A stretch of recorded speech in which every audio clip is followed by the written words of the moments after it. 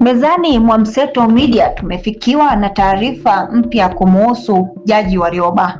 Kwa wale wasiomjua Jaji Warioba, huyu ni mmoja kati ya wazee wachache Tanzania kwa sasa aliyeshika nafasi kubwa na mbalimbali za uongozi katika taifa la Tanzania. Jaji Warioba alishiriki katika uongozi wa Tanzania toka enzi za Mwalimu Nyerere na marais wengine mbalimbali. Aliwahi shika nafasi mbalimbali, baadhi yake ikiwa ni kuwa jaji mkuu wa Tanzania, mwanasheria mkuu wa serikali, waziri mkuu na makamu wa rais Tanzania. Usisahau kubonyeza maneno ya subscribe kisha alama ya kengele ili usiwe unapitwa na taarifa zetu.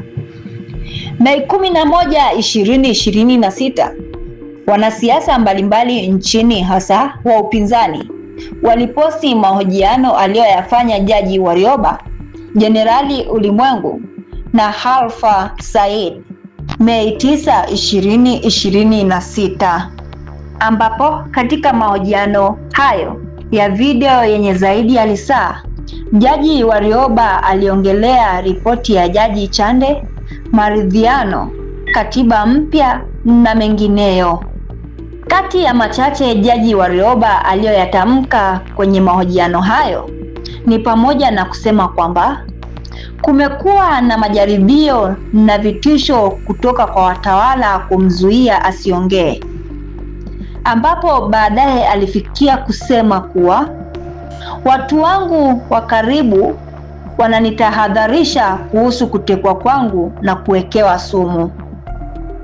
Baadhi ya maneno aliyoyatamka yamepostiwa na makamu mwenyekiti wa Chadema Taifa, John Heche, ambaye Heche ameposti picha ya Jaji Warioba na kunukuu maneno yake kwa kuandika, kumekuwa na majaribio na vitisho kutoka kwa watawala kunizuia nisiongee. Kuna wakati naambiwa nizime simu yangu nisiitumie mpaka wao watakaponiambia. Nikawauliza, kwa sheria gani? Kuna wakati nilikaribishwa mahala fulani, nikapigiwa simu na watawala, wakasema mzee, usiende kwenye huo mkutano. Kwa nini? Hauna manufaa. Nikawauliza, nani anaamua hayo manufaa? Nikakataa. Wakawafuata watu walio karibu na mimi ili wanishawishi nisiende. Nikakataa pia. Mnakumbuka nilifanya mahojiano hapa ya Jamhuri? Wakatoa summary, wakaenda wakachapisha mahojiano yote neno kwa neno. Baadaye Jamhuri wakanieleza wamezuiwa wasitoe yale mahojiano.